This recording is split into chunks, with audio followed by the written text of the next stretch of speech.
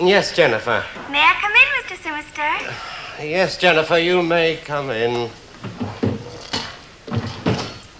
I would have walked in as usual, but I thought perhaps you might be doing your trick, and I didn't want to startle you. Yes, that's very thoughtful of you, Jennifer. Now, the letters you dictated last night, the one to Miss Gilbertson at the library. Yes. In forwarding your renewal notice, may I say how pleased I am to find that we are once again enrolled in the same night school class. I cannot tell you how much I am looking forward to our next session. Offering as it does... Yes, I think perhaps you better make that the next session rather than our next session. The next session. Offering as it does the visual delights. Yes, that's quite right, Jennifer. Visual delights. Oh, thank you, Mr. Simister. I wasn't too sure about visual. The visual delights of advanced pornography. What? Advanced pornography? Photography, Jennifer. Advanced photography. Oh, photography. I almost asked. Oh, why didn't you? Well, I was going to, but Mrs. Simister's here, Mr. Simister. Shall I make the coffee? Yes, please, Jennifer. Oh, what can I do for you, dear? I've come in to do some shopping. Oh, good. But I've left my shopping list at home. So No, I'm sorry, dear. I really don't have the time. Nonsense, dear. All you have to do is to think of anything that you think that I might want to buy, and then I shall remember instantly what was on that list and what wasn't. And it's no good looking like that, dear. It worked perfectly well last time. Bread. Yes. There, you see? The very first guess. It wasn't a guess, dear. There was none for breakfast. Bacon. Nope. Butter? Nope. Bulging briefcase. It is I Spy, isn't it? No, it is not I Spy, Mr. Fisher. We're trying to remember Mrs. Simister's shopping list. She's forgotten it. I have not forgotten it. I know exactly where it is. It's on the hall table. Oh, you really do exaggerate about my memory. I wouldn't mind, only I can't remember the last time I forgot anything. Good in parts, isn't it, Alice? Absolutely, Charlie. And that's another thing. You see, I never have any difficulty at all in remembering your name, for instance. Try telling that to and he flies into one of his tantrums. I do not fly into one of my tantrums, but I agree. Your memory is good in parts, which explains why we have 33 packets of salt in the house and no bread. There, you see? You simply can't resist having a little dig. And we are not here to discuss my memory. You know perfectly well why I am here. I know perfectly well why I'm here. We all know perfectly well why I'm here. Now, why am I? Coffee, Mr. Simister. Oh, thank you, Jennifer. And a telephone message for you, Mr. Fisher, from Mrs. McGee. Oh, yeah. Could you call at 34 Sefton Street as soon as you can? Brown Eyes wants to see you urgently. Thank you, Jennifer. Well, it's goodbye, folks. That is one command I just cannot ignore. Vinegar. Vinegar. Vinegar, yes. Well done, Charlie. How did you know? Well, something must make him look like that. And it couldn't possibly be you, now could it? You and your brown eyes. What do you want me to call you? Big ears? You're the one, isn't he? I told you he'd make you laugh. Ah, you did. And I've not done much of that this last 2 days. If you'd told me sooner, I'd have been round sooner. Sure, he told me this morning. I rang through straight away. Well, you shouldn't have to bother with my troubles. It isn't as if I had much insurance on him anyway. You had enough to bury him, though. Oh, aye. Good job that I did, but he could still have been sitting on this sofa. Since where he went. With a cup of tea on his lap, and it were that peaceful he never spilt a drop. Bless him. Yep, he was a good old chap, was Mr. Dunbar. He were an old devil. I loved him, but he led me a right dance all his life. And he hasn't finished now, he's gone.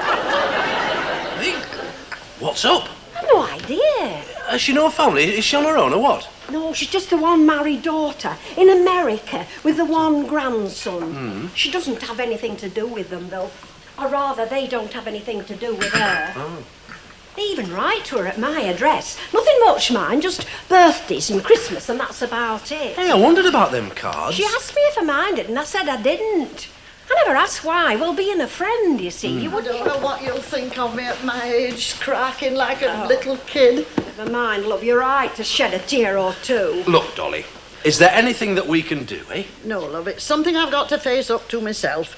It'll all be over this time tomorrow. Are you burying him, or is it a cremation? Oh, we're not burying him. Oh, no. My Norman was very considerate in some respects. And he always used to say, bless him, I'm not going to have you standing out there in wet. And it always rains at funerals. That is consideration, that is. Because he'd be dry enough. It is. Yeah, isn't it? No, it's not that. It's what comes after that's worrying me. Oh, you mean scattering the ashes? You don't want to worry about that, love. Just leave that to me. I'm a dab hand at it. No. I can manage that, Florence. It's what she's going to think of me when she knows what a fraud I am. Now, less of that. Now, come on. Let's be having it. You know what they say about a trouble shared? You always feel happier when everybody else is miserable, eh? Oh, you are good, Charlie, but there's nothing you can do. Let's be having it. Oh, you will think I'm daft. Well, I think you're daft now, so come on. Well, Florence will tell you, my Norman never grew up proper. He was 72 when he died, and he should still have been in short pants. He should, right. But everybody liked him.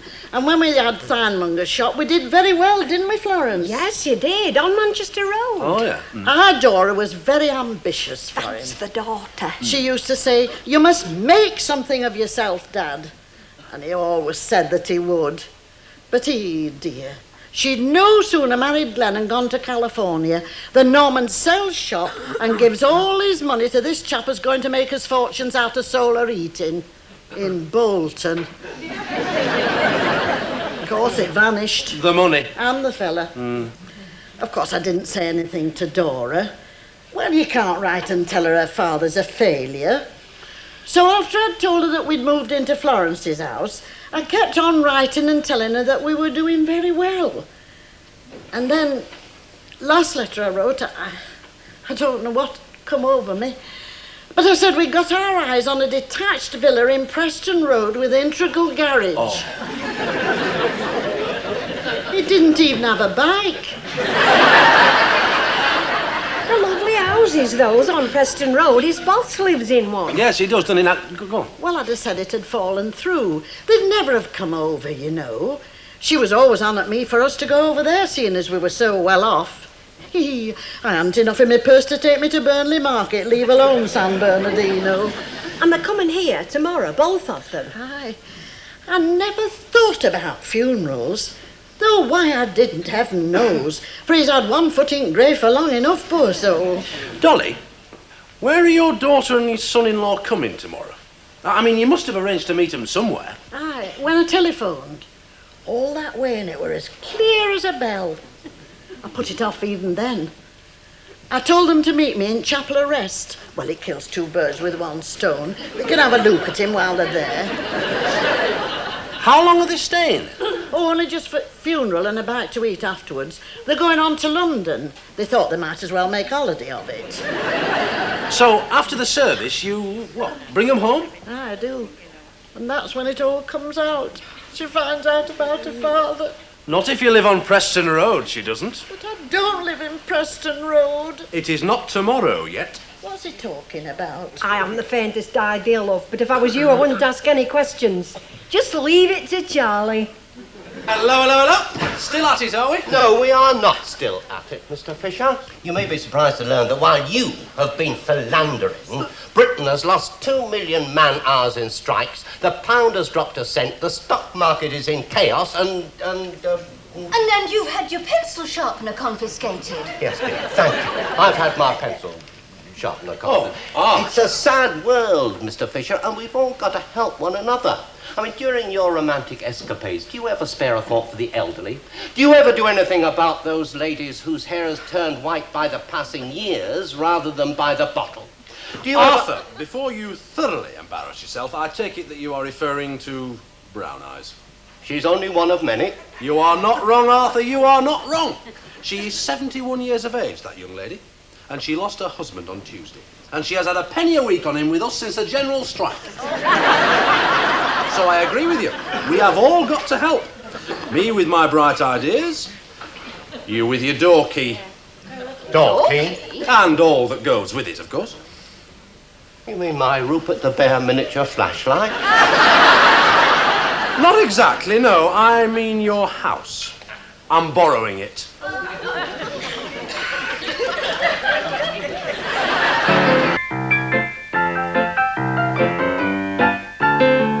Lending our house to a stranger. A complete stranger. We should never have agreed to it. Oh, Arthur, where's your sense of adventure? Alice, we're being asked to attend a funeral, not jump the ship canal on a motorbike. Strange thing to say. Now, could I have a bit of hush, please? Could I have a little bit of hush? Strange thing to say or not. Hush, the pair of you. Now, dearly beloved, we are gathered here to help one of our senior citizens out of a hole. Which she dug herself. You are changing your tune, Arthur. You were all four little white-haired old ladies when there weren't any about, but as soon as one puts in an appearance, You are it's different, isn't absolutely it? right, Charlie. Alice, may I remind you that I am your husband? This entire harebrained scheme will end in total disaster. Not only are we being asked to attend the funeral of a man that none of us has ever met, I met him. I'm not counting you amongst our number, Mr. Oh, Fisher. thank you very much. We are also being asked to attend a funeral tea in our own home and pretend that it belongs to the widow. Oh, for a couple of hours, if that. Any fool could do it. What do you say, Jennifer? Won't it be easy? Well, there's a lot to be said for both sides. Personally, could you put me down as I don't know? It is all academic anyway. Look, it's 11:30. Dolly will have met her daughter at the chapel arrest by now, told her what a nice house she's got and all these lovely people she's inviting back. We are, so to speak, committed. We certainly deserve to be. Charlie, could we please have a quick recap? Yes, why not? Now, you are the chairperson of the town's Women's Guild. An attractive widow. With an even more attractive daughter, Jennifer. I've always wanted a daughter like Jennifer. Oh, thank you, Mrs. Simister. I hope I won't let you down in any way. No, dear, not sinister. Let's think of something really nice. I've got it. Windsor. It's got a lovely ring to it. Mrs. Alice Windsor and her daughter Jennifer. Yes, that's you two sorted out. Now, Florence is Florence, and I am, would you believe, Charlie Fisher, your friendly neighbourhood, good-looking insurance chap. Now, Dolly did indulge in one more little flight of fancy, I'm afraid. She told her daughter that she had this marvellous handyman gardener called Arnold.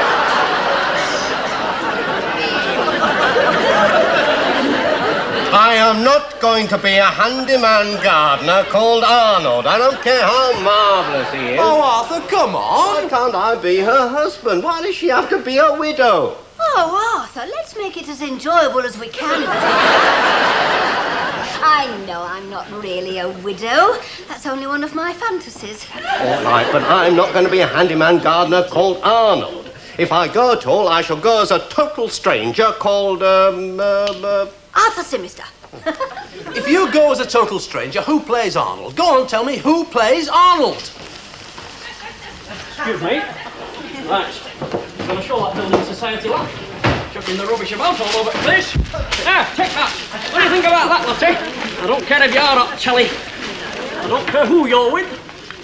I'm with the Lancastrian. Sure. Chucking the rubbish all over.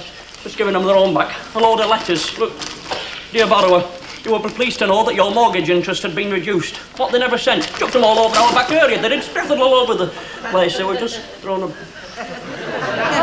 Harry, how would you like to shut up shop and go to a funeral? What? A funeral. Oh, make a nice change, I suppose. Of course it will. So will the ham sandwiches, not to mention the homemade fruitcake. Do I know the unfortunate deceased? Does it matter? Oh, not if there's ham, no. Good old Arnold.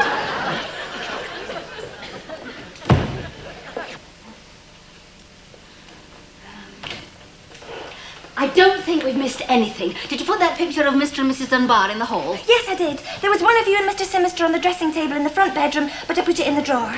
Do you know, I've been meaning to do that myself for ages. They're here. Now, don't panic, dear. It's all right. Just keep calm. We are totally prepared. What's our name? What are we called? Windsor. Windsor. Windsor, Windsor. Windsor. Castle. Windsor, Castle. Hello, dear. Did it go well? As well as could be expected. Well, yes, do come in. We'll go and get the refreshments for the table. Come along, Jenny. Well, come on, everyone. Sit yourselves down. Let me take your coats.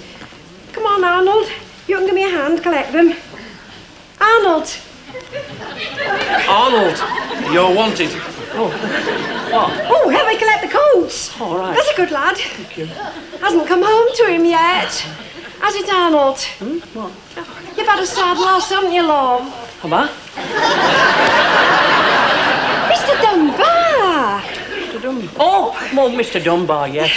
He's still in a daze. We've heard an awful lot about you, Arnold. Though from what Mam wrote, I always thought of you as big and fair-haired.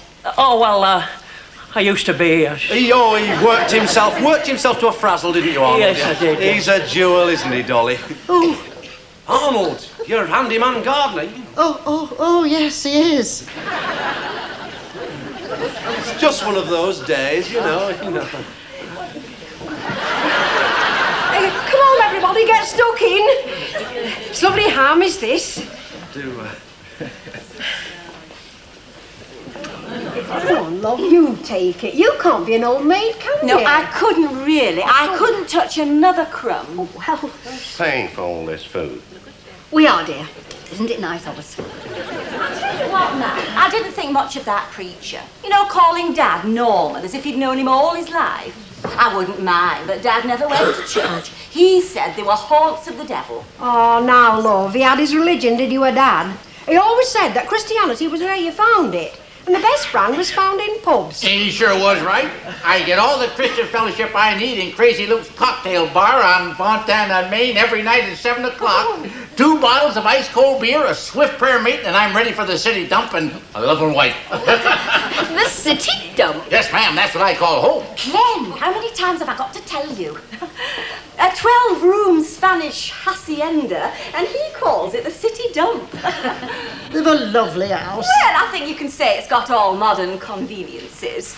2 patios, one for breakfast and one for barbecues, and lovely big rooms. You know, like you see in Colombo and that.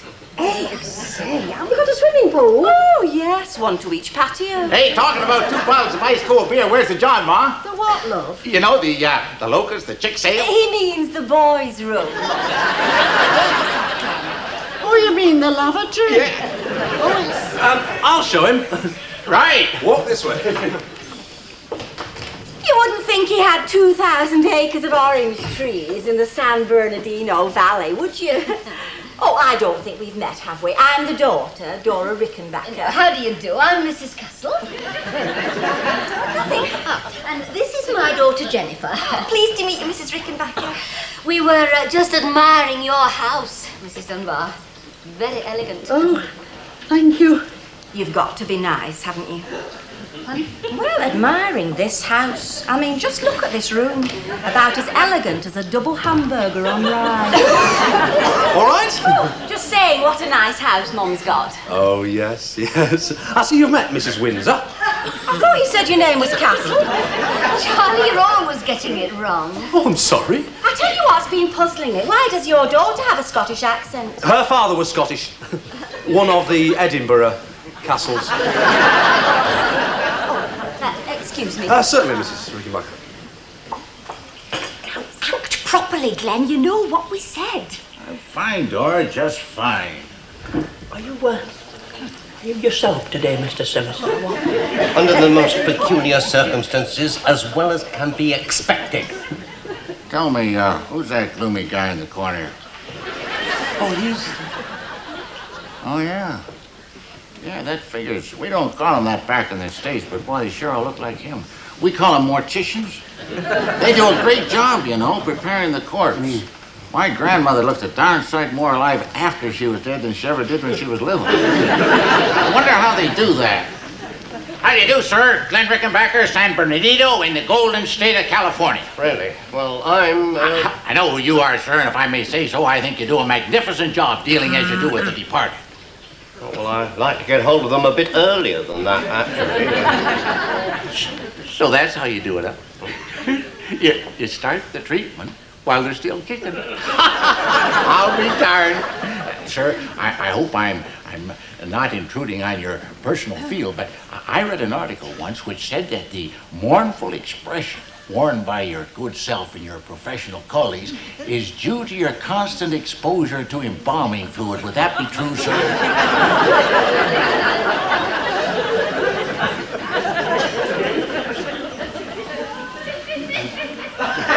Did you tell that American gentleman that I'm an undertaker? Arthur, I'm sorry. I just took one look at your face and the words just fell out of my mouth. Thank you. I've been maligned in my own house, which apparently belongs to somebody else. I'm paying heavily for the privilege, and then you insult me. I've only one last thing to say to you, Mr. Fisher. Get these people out of my house. This woman is being very insulting about my furnishings. What am I supposed to do about Get these people out of my house. All right. I will speed them along their way. Just leave it to me. Leave it to me. Ladies and gentlemen, Mr. and Mrs. Simister, Mr. Simister and Mrs. Castle have just pointed out to me that I really should say a word on Dolly's behalf before Dora and Glenn leave for London, which should be any minute now. Yes, it's just to say how much she appreciates them being here and how big an inspiration they were to her and to Norman, yes. It was their success in California which spurred Norman on in his business life and led to this very, very gracious style of living. In fact, it's probably true to say that without the example of Dora and Glenn, Norman would not have been able to leave Dolly in such a comfortable... Please. I've got to tell them, Glenn. You sure wish you would, honey. We don't have a big estate with 20,000 acres of oranges. I don't think we've got an orange in the house. With Mum and Dad doing so well. If you want the truth, Glenn drives a refuse truck for the San Bernardino County. And I'm a part-time cleaner at the Kaiser Steel Corporation. Oh, Mum, heaven knows what we'd have done if you had come over. Something awful, probably, like pretending we lived somewhere else. I'll bring the car round. Not after what you said, Charlie. Bless you. You've shown us the way. We're not going to London, Mum.